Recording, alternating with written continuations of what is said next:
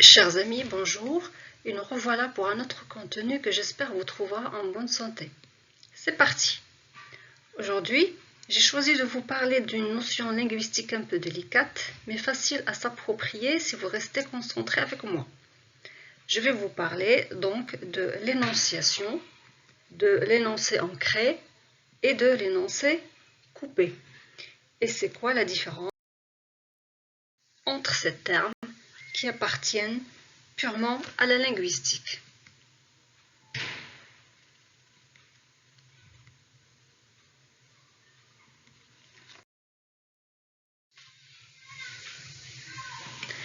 Tout d'abord, on va essayer de préciser 3 termes qui vont vous faciliter l'assimilation du contenu. Commençons d'abord par l'énonciation. Quand je dis l'énonciation, c'est le fait de communiquer avec des mots, soit par écrit, soit oralement. Ensuite, quand je parle de la situation d'énonciation, je parle du moment précis pendant lequel on se trouve quand on communique avec quelqu'un. C'est-à-dire, il faut répondre aux 5 questions suivantes. Qui parle, à qui, où, quand et pourquoi. Enfin, l'énoncé, c'est ce que nous disons ou écrivons dans une situation d'énonciation précise. Il s'agit là de quelques mots, quelques phrases ou même d'un texte. Alors, je vous propose là un dessin qui va vous schématiser un petit peu cette situation d'énonciation. Alors, comme vous l'avez pu remarquer, nous avons 2 petits bonhommes, un rouge et l'autre jaune. Le bonhomme rouge, c'est celui qui s'adresse en premier au bonhomme jaune. Donc, c'est lui qui parle en premier, c'est lui l'énonciateur ou le destinateur. Le petit bonhomme jaune, c'est lui qui va répondre, donc c'est lui le destinataire ou le récepteur. Le petit bonhomme rouge s'adresse, comme j'ai dit, au bonhomme jaune en lui émettant un énoncé ou un message. C'est ce qui est écrit dans les bulles. Alors, pour que cette situation d'énonciation soit complète, il faut répondre aux 3 questions qui restent. Où? Ça peut être quelque part, dans la rue, ou dans le travail, ou chez lui, je ne sais pas moi. Quand? Ça peut être le matin, ou bien au cours de la journée. Pourquoi? Tout simplement pour saluer ou avoir de ses nouvelles. Alors, je vous propose là un autre cas de figure afin que la notion soit plus assimilable pour vous. D'après la silhouette de ce document, vous avez pu comprendre qu'il s'agit d'une lettre. Nous avons la date et le lieu, la formule d'appel, le corps de la lettre et puis la signature. Donc là, je vais vous lire le texte, mais avant, je précise que le peintre Paul Gauguin, c'est un peintre qui a voyagé beaucoup et à travers cette lettre, il écrit à sa femme, donc voilà, il s'adresse à elle. Alors je lis. Haïti, le 8 décembre 1892. Cher Mette, ce mois-ci aucune lettre de France. Ce n'est pas gai. Il faut avouer que tu n'aimes pas beaucoup écrire. Je comptais partir par le courrier de janvier, mais maintenant je suis clouée ici pour 6 mois. Je ne sais pas quand je rentrerai et comment je ferai. Je suis ici sans argent. Là-dessus, je t'embrasse et les enfants aussi. Paul Gauguin. Donc, on va essayer de voir est-ce que ce document-là, ou bien cette lettre, remplit ou bien répond aux 5 questions de la situation d'énonciation. Mais avant cela, j'attire votre attention que les mots que vous voyez en couleur, ce sont les mots qui vont nous permettre de répondre à ces questions. Alors, les questions, qui a écrit, donc c'est Paul Gauguin, donc c'est lui l'énonciateur ou l'expéditeur, donc ici la couleur renvoie aux mots ou bien aux indices qui se trouvent dans la lettre.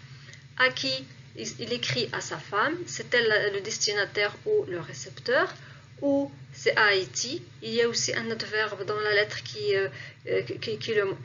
montre aussi le lieu, Haïti, ici. Quand? Le 8 décembre 1892, un adverbe aussi de temps, maintenant. Pourquoi? Pour informer tout simplement sa femme qu'il est toujours à Haïti et qu'il souhaite rejoindre sa famille en France le plus tôt possible. Donc là, nous avons pu comprendre que la lettre répond aux 5 questions qui caractérisent cette situation d'énonciation.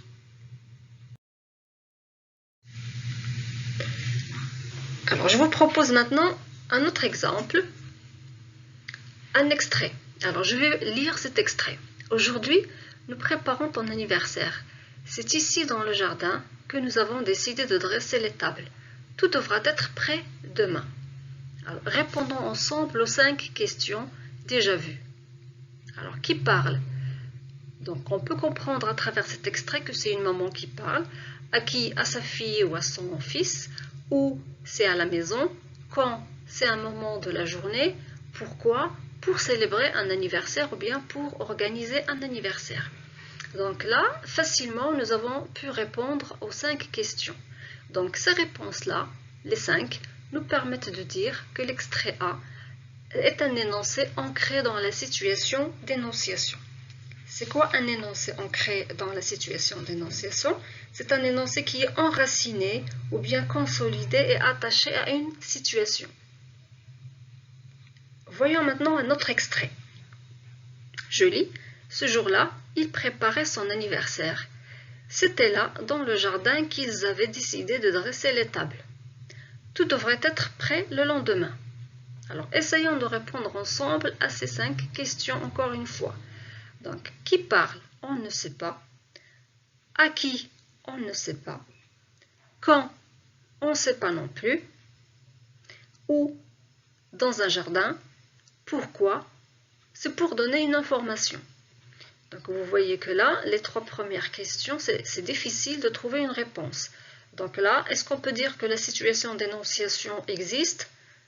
Ce n'est pas le cas ici. Donc, l'extrait B, c'est un énoncé coupé de la situation d'énonciation. Ça veut dire quoi, coupé? C'est-à-dire, il est détaché, séparé, segmenté ou morcelé.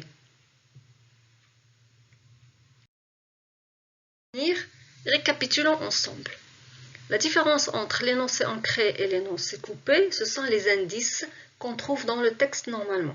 Alors, ces indices-là se caractérisent par, premièrement, il faut trouver les pronoms personnels. Si je trouve le je, le tu, le nous, le vous, il s'agit d'un énoncé ancré, parce qu'il y a un dialogue, tout simplement. Si je trouve présence des pronoms personnels il, elle, au singulier ou bien au pluriel, donc là je suis dans l'énoncé coupé. Concernant les déterminants, si je trouve ma, mon, ton, ce, cette, c'est, je suis dans un énoncé ancré. Par contre, si je trouve le ça, son, c'est, leur et leur, je suis devant un énoncé coupé. Pour les indices de temps et de lieu, pour l'énoncé ancré, je trouve les adverbes comme hier, aujourd'hui, demain, ici, là. Par contre, pour l'énoncé coupé, je trouve la veille, ce jour-là, le lendemain, là-bas. Enfin, pour les temps verbaux, pour l'énoncé coupé, je trouve le présent, c'est un présent d'énonciation, avec le passé composé ou le futur simple, donc pour exprimer les rapports de temps entre ce présent-là. Ensuite, je peux trouver le conditionnel présent, l'imparfait et le plus que parfait pour la description. De l'autre côté, c'est-à-dire pour l'énoncé coupé, je trouve le temps de base, c'est le passé simple, l'imparfait, le passé antérieur, le plus que parfait, le conditionnel présent et passé. Grosso modo, je peux dire que l'énoncé coupé, ou bien, pardon, l'énoncé ancré, c'est l'équivalent du dialogue. Par contre, l'énoncé coupé, c'est l'équivalent du récit. Voilà, chers amis, notre capsule arrive à sa fin et je souhaite que la notion de jour n'a plus de secret pour vous. Le cas contraire, n'hésitez pas à me poser vos questions. J'y répondrai avec le grand plaisir. À très bientôt.